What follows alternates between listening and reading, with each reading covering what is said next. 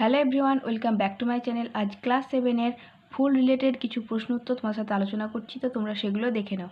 First question আছে, ডিম্বক কোথায় থাকে? ডিম্বক থাকে গর্ভাশয়ের মধ্যে।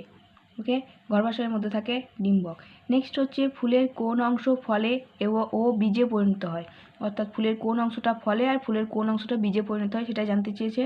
এখানে ডিম্বাশয় ফলে পরিণত হয় এবং ডিম্বক বীজে পরিণত হয়।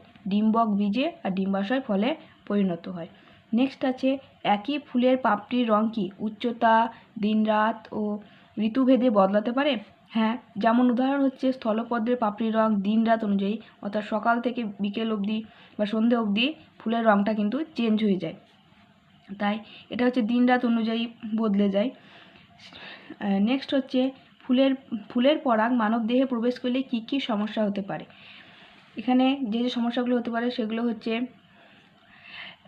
অ্যালার্জির সমস্যা হতে পারে, শ্বাসকষ্ট, হাঁচি কাশি, এই সমস্ত সমস্যাগুলো কিন্তু হতে পারে ফুলের পরাগ থেকে। নেক্সট হচ্ছে, ফুলের পাপড়ির রঙকে মানুষ কী কী কাজে ব্যবহার করে? অর্থাৎ ফুলের পাপড়ির রঙটাকে মানুষ কী কী কাজে ব্যবহার করে সেটা হচ্ছে, ছবি আঁকার কাজে ফুলের পাপড়ির রঙগুলোকে ব্যবহার করে থাকে। জামা কাপড় রং করতে ফুলের পাপড়ির রঙটায় কাজে লাগানো হয়, যেটা ন্যাচারাল কালার তৈরি করা হয়। প্রসাধনীতেও ব্যবহার করা হয় পাপড়ির রঙকে। তো এই সমস্ত ইউজগুলোই হয়ে থাকে। নেক্সট হচ্ছে, পাতার রং সবুজ কিন্তু ফুলের পাপড়ির রঙিন হয় কেন? পাতা সবুজ হয় কারণ পাতার মধ্যে থাকে ক্লোরোফিলযুক্ত প্লাস্টিড, যেটার নাম হচ্ছে ক্লোরোপ্লাস্টিড। পাতায় প্লাস্টিড থাকার জন্য এর রং হয় সবুজ, কিন্তু ফুলে কি থাকে? রঙিন প্লাস্টিড অর্থাৎ ক্রোমোপ্লাস্টিড থাকে, যার জন্য পাপড়ির রং হয় রঙিন। তা রঙিন প্লাস্টিড বা ক্রোমোপ্লাস্টিড থাকে, তার জন্য পাপড়ি হয় রঙিন। আর ক্লোরোফিলযুক্ত প্লাস্টিড বা ক্লোরোপ্লাস্টিড থাকে সবুজ অংশে, সেই জন্য হয় পাতার রং হয় সবুজ। অর্থাৎ এই ক্লোরোপ্লাস্টিডের রংটা হচ্ছে সবুজ। সবুজ বাদে অন্য যে কালারগুলো থাকে সেগুলোর জন্য দায়ী হচ্ছে ক্রোমোপ্লাস্টিড। ঠিক আছে। নেক্সট হচ্ছে, সূর্যের আলোর সঙ্গে ফুল ফোটার সম্পর্ক কী?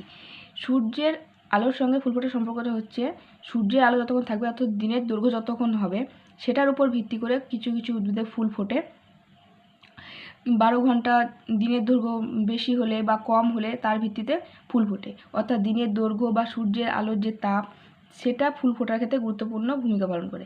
কিছু ফুল দিনের দৈর্ঘ্য অধিক হলে ফোটে, আবার কিছু ফুল দিনের দৈর্ঘ্য ছোট হলে ফোটে।